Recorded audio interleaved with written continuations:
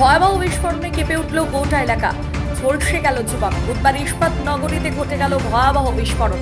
যুবকের নাম সজল দেবনাথ, বয়স 30। আশঙ্কাজনক যুবককে ভর্তি করা হলো দুর্গাপুর মহকুমা হাসপাতালে। ঘটনাকে ঘিরে আতঙ্ক ছড়ালো দুর্গাপুর থানার 7 নম্বর ওয়ার্ডের নিউটনের 17 নম্বর স্ট্রিটে। ঘটনাস্থলে দুর্গাপুর থানার বিশাল পুলিশ বাহিনী।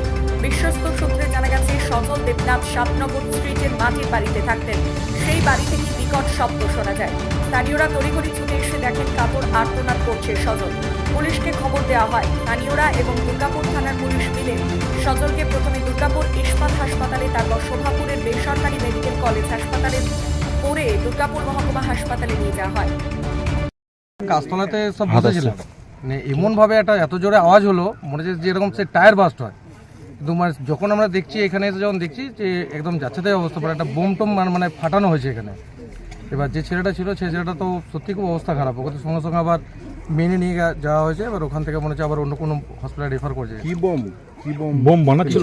মনে হয় বারোটা কিছু, মানে চকলেট বোমের মতন কিছু জিনিস মনে হয় তৈরি করছিল মনে হয়। হ্যাঁ, আমিও আপনাদের মতো আমাদের যে কর্মী এখানে রয়েছে বাপ্পা, ও আমাকে ফোন করে। তো ওর ফোন পেয়ে আমি আসার আগেই বিজন আইসিকে প্রথমে ফোনটা করে জানাই যে এই ধরনের একটা বিস্ফোরণের আওয়াজ পাওয়া গেছে এবং সেটা বেশ জোরাল।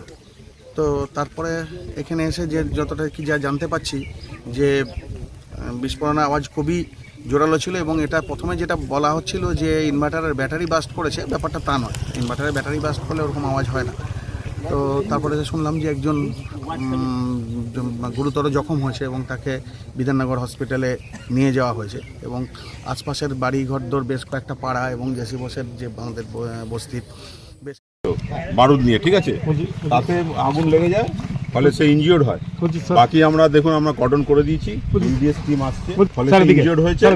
এবারে আমরা ঘিরে দিয়েছি, পিওটাকে ঘিরে দেওয়া হয়েছে, আমাদের বিডিএস টিমকে কল করা হয়েছে, তারা এসে দেখে তারপরে বোঝা যাবে।